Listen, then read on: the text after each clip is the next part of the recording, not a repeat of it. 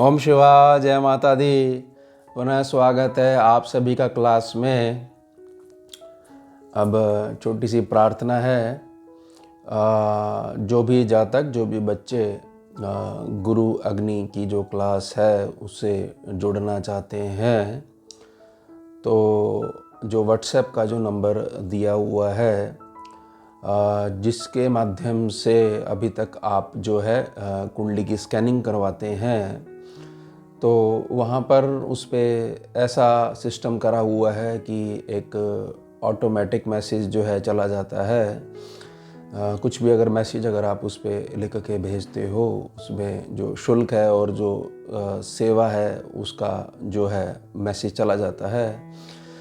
तो जो भी बहुत ज़्यादा सीरियस हैं साधना के प्रति और वाकई में ही जो है जीवन को एक नई दिशा प्रदान करना चाहते हैं और 1 महीने का समय जो निकाल सकते हैं बच्चे और रोज़ का 1 घंटा निकाल सकते हैं और किसी प्रकार के साधना मार्ग से जुड़े हुए हैं तो कृपया वही संपर्क कीजिएगा।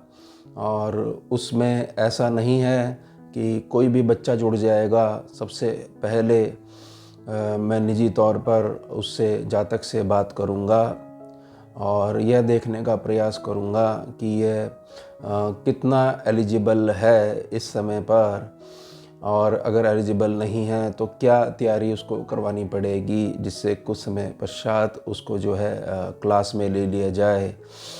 और यह ध्यान रखिएगा कि बहुत ज़्यादा जो साधना के प्रति सीरियस हैं, क्योंकि गुरु अग्नि बड़े भाग्य से मिलती है और शक्ति है, डायरेक्ट फीमेल एनर्जी है, रॉ पावर है, तो बहुत बड़ी जिम्मेदारी भी आपके साथ में चलती है। तो बहुत ज़्यादा जो परेशान है, संघर्षमय जीवन है और मार्गदर्शक ढूंढ रहे हैं तो गुरु तत्व के रूप में कृपा तो आती ही है आपके पास। तो वह जो माध्यम है व्हाट्सएप का, तो उस पर आप मैसेज लिख के भेजिएगा कि आपको क्लास से जुड़ना है और उसके पश्चात आपको जो है संपर्क कर लिया जाएगा, समय दे दिया जाएगा। तब आप जो है व्हाट्सएप का जो नंबर है उस पर कॉल कर लीजिएगा। कुछ प्रश्न जो है हमारे द्वारा पूछे जाएंगे, उससे बहुत ज़्यादा क्लियर हो जाएगा। क्योंकि मुझे साधक तैयार करने हैं, मुझे कोई भीड़ नहीं लगानी है। क्योंकि हमारा एक ही बहुत अच्छा जो बच्चा है वो कई लाख साधकों के बराबर हो जाता है जैसे जैसे उसकी जो अग्नि दीक्षा है वो आगे बढ़ती है। तो ध्यान रखिएगा इस बात का। पूरा पक्का मन जब आपका बन जाए तो ही संपर्क कीजिएगा। और बहुत ज़्यादा जो ऐसे जातक हैं जिनका इंटरेस्ट है, रुचि है, लेकिन नॉलेज बिल्कुल ज़ीरो है साधना मार्ग में, तो संपर्क वह भी कर सकते हैं। लेकिन अभी शुरुआती तौर पर हम उन्हीं जातकों को लेते हैं जिनको थोड़ा बहुत ज्ञान किसी साधना के क्षेत्र का होता है। लेकिन बहुत ज़्यादा अगर जिज्ञासा है तो आप पूर्णतः एलिजिबल हैं। कुछ चीज़ें क्लास के दौरान ही आपके अंदर प्रवेश कर जाएंगी, कुछ आदतें बन जाएंगी, तो उसी से जो आपको अभी तक जो क्लियर नहीं हो पा रहा था जीवन के प्रति, बहुत सारे डाउट से वो जो है निकलते चले जाएंगे, क्लियर होते चले जाएंगे। और उसके पश्चात यह कहा जा सकता है कि गुरु अग्नि जो साधक है वह अपना भाग्य स्वयं लिखने की ताकत प्राप्त कर लेता है, कुछ साधना के मूल जो नियम हैं उनके आधार पर। तो ध्यान रखिएगा और प्रार्थना रहेगी कि समय भी डिस्कस कर लीजिएगा, क्योंकि ऐसा नहीं होना चाहिए कि आप कहो कि गुरुजी आपने तो जो समय बताया था उस समय हमारी व्यस्तता अधिक होती है, तो हमारा आधा ध्यान तो वहाँ पर लगा रहता है और आधा ध्यान हम जो है क्लास में लगाते हैं। तो मैंने जो प्रार्थना करी है कि बहुत ज़्यादा जो सीरियस हैं, समय आपके हिसाब से देख लिया जाएगा, क्योंकि मुझे साधक तैयार करने हैं और जो इसमें शुल्क रखा गया है बहुत ही मिनिमम रखा गया है। क्योंकि इसमें साधना की यात्रा अनंत होती है। यह कोई एक पैकेज कोर्स नहीं होता है जो आजकल जो मेडिटेशन के नाम पर हर कोई जो गुरु बन के बैठा हुआ है। हमारा क्षेत्र वह बिल्कुल नहीं है। हमने साधक तैयार करने हैं जिससे प्रकृति के संतुलन में आप सब अपना सहयोग प्रदान कर सकें और उसी विद्या के द्वारा स्वयं का और अपने प्रियजनों का और अपने परिवार के सदस्यों का कल्याण कर सकें। तो विधि मैंने आपको समझा दी है, तो जैसा आपकी रुचि हो उस हिसाब से आप संपर्क कर लीजिएगा। चलिए हमारा क्लास का विषय ले लेते हैं। अब अवचेतन मन क्या है, इससे काम कैसे लिया जाता है। मानव के पास, जो मानव है उसके पास बहुत बड़े 2 हथियार हैं जो केवल मानव के पास ही हैं। पहला जो है थोड़ा सा कम ताकतवर लेकिन हर समय चलायमान बने रहने वाला, जो कि यह बताता है कि मेरे पास 2 मार्ग हैं और जिसको आप चुनोगे वही मार्ग सम्मुख आ जाएगा और संकल्प आधार पर आपका मार्गदर्शन करना आरंभ कर देगा और मैं पूर्णतः आपका सेवक हूँ और बस आप भूल गए हो कि आपका मैं सेवक हूँ और आप मेरे स्वामी हो। इस भूल में आपने मुझ सेवक को ही अपना स्वामी मान लिया है और मैं इसी आदेश को निभाते हुए, इस आदेश की पालना करते हुए आगे बढ़ता जा रहा हूँ। तो पहला हो गया मन, और दूसरा एक प्रकार का ये समझिए कि परम सेवक आपका अवचेतन मन, जो यह नहीं देखेगा कि आपने जो मांगा है वह सही है या गलत है। उसका काम सिर्फ और सिर्फ यह है कि जो भी चीज़ आप मांग रहे हो वह कैसे आप तक आएगी, किस माध्यम से आएगी, उस पर विचार करना। तो हमारे पास 2 माध्यम हैं, पहला है मन और दूसरा है अवचेतन मन। अब इनसे संपर्क हमारा कैसे होता है, जाने में और अनजाने में। यह दोनों बहुत ज़्यादा हमारी जो आंतरिक भावना का जुड़ाव है किसी भी घटना से, किसी भी इमोशन के साथ में, जो हमारा जो डीप जो ऊर्जा जुड़ जाती है, जिससे हमारे को बहुत ज़्यादा दुख होता है या प्रसन्नता होती है, यह उसको नोट करते रहते हैं। कौन नोट करता रहता है? यह आपका मन नोट करता रहता है। मान लीजिए ऐसी धारणा आपकी बन जाए कि छोटे बच्चे हैं और ना चाहते हुए आपके मन से ऐसा निकले कि बच्चे तो होने ही नहीं चाहिए, बहुत शोर करते हैं। तो अगर ये चीज़ आपके संकल्प में बैठ जाएगी, क्योंकि अभी अज्ञानता में आप जो भाव कर रहे हो यह बहुत ज़्यादा जुड़ा हुआ नहीं है, लेकिन जो भावना है उससे आपको कष्ट बहुत ज़्यादा पहुंच रहा है। ऐसा आप जो है एक ऊर्जा मंडल तैयार कर रहे हो। तो जैसे ही ये चीज़ रिपीट होने लग जाएगी तो जो मन है वह अपने बड़े भाई अवचेतन मन को एक रिपोर्ट भेजेगा। हमारे स्वामी को छोटे बच्चों से बहुत ज़्यादा तकलीफ़ रहती है। तो यही केसेस में आगे जाके जब विवाह होता है तो उत्तम संतान जो है जन्म लेने में बहुत ज़्यादा कष्ट आते हैं, क्योंकि आपने ही एक प्रकार से अननोइंगली आदेश दिया था कि इनको देख के मुझे बहुत ज़्यादा परेशानी होती है, असुविधा होती है। तो यानी कि हमारे पास सबसे बड़ा जो टूल है वह है हमारा इमोशन। और इमोशन हमारा ऐसा होना चाहिए कि हमें जो चीज़ चाहिए अपने जीवन में, जो कि हमारी मूलभूत आवश्यकता है और पूर्ण जो प्रकृति है, हमें उसको देख के केवल प्रसन्नता का भाव ही प्रकट करना है। लेकिन प्रसन्नता के साथ हमारी अटैचमेंट नहीं होनी चाहिए, नहीं तो वहाँ पर आप अटक जाओगे। इस बात को ध्यान रखिएगा। आपने अपनी भावना कैसे रखनी है, किसी भी दृश्य को देखकर, और जिसकी मूलभूत आवश्यकता आपको पढ़नी ही पढ़नी है और सृष्टि का वह एक अहम हिस्सा है, वह ऊर्जा एक अहम हिस्सा है, तो आपने एक मंद मुस्कान वहाँ पर ज़रूर प्रकट करनी है, जिससे अवचेतन मन को संदेश जाए कि यहाँ पर हमारा स्वामी बहुत ज़्यादा प्रसन्न होता है इस घटना से। ध्यान रखिएगा, ये पूर्णतः आपके हाथ में है। यहाँ अभी किसी प्रकार की ईश्वरीय ऊर्जा का कोई जिक्र नहीं करा गया है, ना ही यह जिक्र करा गया है कि आपके कुंडली में ग्रह कैसे बैठे हुए हैं, ना इस बात का जिक्र करा गया है कि आप किस परिवेश में आपने जन्म लिया है, क्या क्या आपको चैलेंजेस आपके पास आए हैं। ये पूर्णतः आपका अधिकार है रिएक्शन देना, इस बात को समझिएगा। अब इससे काम कैसे ले सकते हैं हम अवचेतन मन से? क्योंकि ये बहुत बड़ा हमारा सेवक है। तो इसको काम लेने के लिए सबसे पहले हमारे को अपना आत्मनिरीक्षण करना पड़ेगा और साथ में हमारे को एक अभ्यास करना पड़ेगा कि हमारे अंदर आध्यात्मिक बल जो है वो निरंतर दिन प्रतिदिन बढ़ता ही रहे।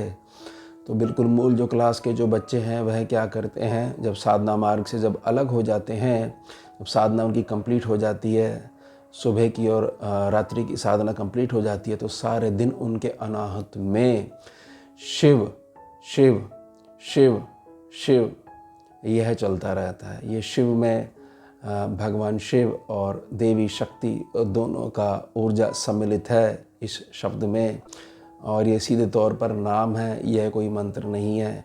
वह जिस भी अवस्था में होते हैं उन्होंने इतनी प्रैक्टिस कर ली है कि अब उनका रोम रोम शिव शिव शिव ऐसे जपता रहता है। तो इससे बहुत ज़्यादा जो है आपका मन और अवचेतन मन मन जो आपका किसी प्रकार की दुष्टता करने का जो प्रयास करता है वह धीरे धीरे शांत होना शुरू हो जाती है। और यहाँ पर मन को समझ में आ जाता है कि हमारे स्वामी बहुत ज़्यादा सीरियस हैं। अब जो छोटी छोटी हम हरकतें करते थे वह अब नहीं चलेंगी। स्वामी बहुत ज़्यादा सीरियस हैं और हमें दंड भी मिल सकता है। तो चुपचाप जैसा स्वामी करते जा रहे हैं इसको कॉपी करो। यानी कि मन भी आपका क्या करेगा कि शिव जो है उस नाम को जपने लग जाएगा और वही रिपोर्ट भेजेगा अपने बड़े भाई को, अवचेतन मन को। अब आपने काम कैसे लेना है, काम लेने के लिए आपके पास बहुत श्रेष्ठ टूल है, आपके अनाहत में, आपके हृदय में बैठी हुई ऊर्जा। आपको जो चीज़ चाहिए एक बार उसका आत्मनिरीक्षण करिए, स्वयं का निरीक्षण करिए कि क्या प्राकृतिक रूप से जब भी ऐसे शब्द आते हैं, ऐसे दृश्य आते हैं, तो मेरे मन में मूल भावना क्या उत्पन्न होती है। क्या मुझे वाकई में ही असलियत में आंतरिक खुशी पैदा होती है, या मेरा मन किसी पास्ट की घटना को लेकर अब जो वर्तमान में फल मेरे सामने खड़ा है, तो पास्ट की घटना में जो दुख मेरे साथ चल रहा था वह दुख आके खड़ा हो जाता है। तो आप इसको समझ लीजिएगा कि अभी आपका जो आपने आत्मनिरीक्षण करा है उसमें फल जो आया है प्रसन्नता वाला आया है, या ऊर्जा है वो दुख वाली बन के आई है, और आपने उसको स्वीकार कर लेना है, उससे भागना नहीं है। क्योंकि दोनों ही क्षेत्र ऊर्जा के आपके ही हैं। आप जैसे उनको स्वीकार कर लोगे आपकी आधी समस्या वहाँ पर ख़त्म हो जाएगी। ध्यान रखिएगा, क्योंकि लगातार आप शिव नाम का जाप करते जा रहे हो अजपा जप के तौर पर। किसी को कुछ भी नहीं पता लगता है, वह आपके कंठ में विद्यमान रहता है। कुछ भी कार्य आप कर रहे हो, कैसी भी अवस्था में आप हो, आपका मन जप रहा है शिव शिव शिव। अब इस आधार पर जब आपकी प्रसन्नता का जो स्तर है वह बहुत ज़्यादा बढ़ता चला जाएगा, तो मन का ध्यान वहाँ चला जाएगा कि मेरे स्वामी इससे प्रसन्न होते हैं। अब मैं मेरे से बड़े भाई जो कि परम ताकत रखते हैं अवचेतन मन को संदेश भेजूंगा, और अवचेतन मन को जब संदेश जाएगा तो वहाँ पर वह हर प्रयास करेंगे कि जिस दृश्य को देखकर मेरे स्वामी दिन प्रतिदिन उनकी प्रसन्नता का स्तर जो है, लेवल जो है वह बहुत ज़्यादा बढ़ता जा रहा है। यह चीज़ मूल रूप में इनके पास आनी ही आनी चाहिए। तब वह अपना पूर्णतः लॉजिकली बहुत सारे संसाधन यहाँ पर इस क्षेत्र में बनाने शुरू कर देगा, और आपके पास वह जो वस्तु है जिसको देख के आप केवल प्रसन्न होते हो। ऐसा नहीं है कि उसको मैनिफेस्ट करने के लिए आपके किसी सीरीज़ में इतनी बार उस प्रार्थना को लिखना है, नहीं, और फिर ही मैटेरियलाइज हो पाएगी, नहीं। आपने केवल अपना भाव प्रकट करना है। अगर यही भाव विषम होगा यानी दुख होगा, तो आप जितना मर्जी ज़ोर लगाना चाहें, जब तक उसको मैसेज नहीं जाएगा कि पुरानी जो कमांड आपको दी गई है अननोइंगली, उसको नल वॉइड करिए, उसको न्यूट्रल करिए और ओवरराइट करिए। यानी कि ऊर्जा जो पहले गई हुई है उसको न्यूट्रल करना पड़ेगा।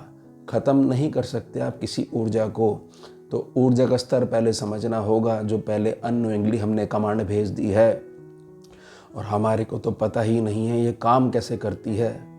और हम ब्लेम करे जा रहे हैं, कुछ नहीं होता है, ग्रह खराब है, स्थिति खराब है। बहुत ज़्यादा स्थिति खराब हो तो मन कई बार जो है बहुत ज़्यादा ऐसा करता है, अभी एकांत में वास करो, दुनिया बिल्कुल अच्छी नहीं है। यहाँ जो सृष्टि है वह केवल आपके आंतरिक मन के आधार पर समझाई जा रही है। तो आपको स्वीकारना पड़ेगा कि अननोइंगली यह मैसेज जा रहा था। अब जो मैसेज आप भेजना चाहते हो, वह जो भी वस्तु है, वह जो भी आपकी प्रार्थना है, उससे संबंधित जो कोई भी चीज़ आपके जीवन में आती है, उसके प्रति प्रसन्नता का भाव जब आप प्रकट करोगे तो आप सीख जाओगे कि जिस दिन वह जो चीज़ आपको चाहिए उसके प्रति जो आपका प्रसन्नता का भाव है, उसकी ऊर्जा जिस दिन जो पहले कमांड अननोइंगली दे दी थी उससे जिस दिन ज़्यादा हो जाएगी, वो है चीज़ मटेरियलाइज होकर आपके पास आ जाएगी। इस प्रकार से आप अपने अवचेतन मन से काम ले सकते हो। और इसके लिए कुछ ऐसा नहीं है कि आपको किसी समय का इंतज़ार करना है, कहीं बैठना है। यह तो केवल विचारों के माध्यम से कि आपने स्वयं से जानबूझ के कुछ सोचा और उस सोच के प्रति अपना रिएक्शन प्रसन्नता वाला दिया। अब उदाहरण समझिए, जैसे कि एक साधारण जातक जो अभी टू व्हीलर पे चलता है, उसको बहुत ज़्यादा जीवन में संघर्ष देखना पड़ रहा है। और जब भी कोई गाड़ी वाला उसके पास से गाड़ी निकालता है, धूल भी उड़ती है, हॉर्न की आवाज़ भी आती है, कई बार घबराहट भी हो जाती है कि देखिए कैसे स्तर ही नहीं है कोई बुद्धि का, कैसे गाड़ी चलाते हैं। तो बार बार आप जो मैसेज दे रहे हो वह यह दे रहे हो कि गाड़ी अच्छी नहीं है। अब आदमी कहेगा कि हम उस समय प्रसन्न कैसे हों। मैं प्रसन्न होने की बात नहीं कर रहा हूँ, मैं सिर्फ यह कह रहा हूँ कि एक अभ्यास लेके आइए कि नो रिएक्शन, यानी कि अपना जो रिएक्शन है, अपनी ऊर्जा को खर्च मत करिए, क्योंकि 24 घंटे वह नोट करता है आपका मन और उसके पश्चात आपका अवचेतन मन उसको मेटलाइज करने में अपना पूर्ण जोर लगा देता है। तो अब आपने क्या करना, उदाहरण के माध्यम से ऐसी कोई घटना हो तो शांत रहना है, अपने मन को साधना है, और जब ऐसा विकार आ जाए तो केवल शिव शिव शिव ऐसा करते रहिए।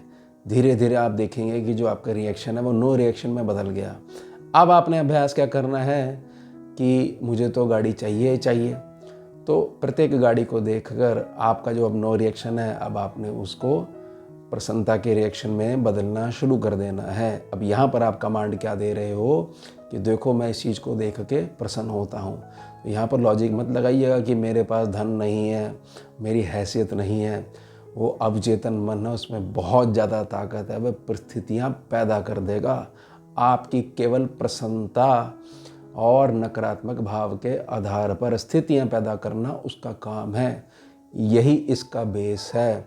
इसको समझाइए मत कि 3 बार लिखना है, 7 बार लिखना है, 11 बार लिखना है, सोने से पहले लिखना है। ये लिखने के चक्कर में मत पड़िए, कुछ नहीं होने वाला। इसलिए मैंने बताया ना शुरू में, प्रार्थना करिए। आजकल सभी लोग गुरु बन के बैठ गए हैं। मूल जीवन में अब तक क्या करा है वह तो क्लियर नहीं है स्वयं को, और एक कोर्स बनाकर बैठ गए हैं।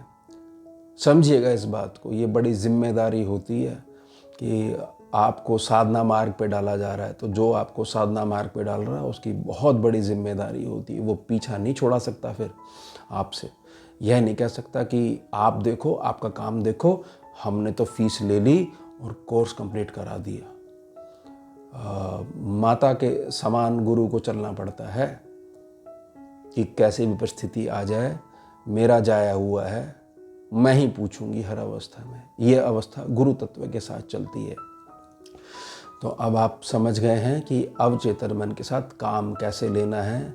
उससे काम केवल और केवल हमारी भावना के मूल आधार पर, भावना जितनी ज़्यादा गहरी होगी, जिसको कि वाइब्रेशन बोला जाता है, तो उतना ज़्यादा नोट करेगा आपका मन, और वह आपकी प्रसन्नता के भाव को समझता हुआ संदेश देगा कि यह स्थिति, सोचिए अभी कल्पना होने से हमारे स्वामी इतने प्रसन्न हो जाते हैं। जब हमारे स्वामी के सामने मटेरियलाइज होके यह चीज़ आकर खड़ी हो जाएगी तो हमारे स्वामी कितने प्रसन्न रहेंगे। यही है मूल। और साथ में आध्यात्मिक बल आपके पास होना ही होना चाहिए। इसलिए मेरी बड़ी प्रार्थना रहेगी, क्लास के सभी बच्चे ये लगातार जपा करें, शिव शिव शिव शिव। तो यह था हमारा विषय अवचेतन मन के ऊपर। अब मिलते हैं आपसे अगली क्लास में नए विषय के साथ। जुड़िए और जोड़िए। ओम शिवा, जय माता।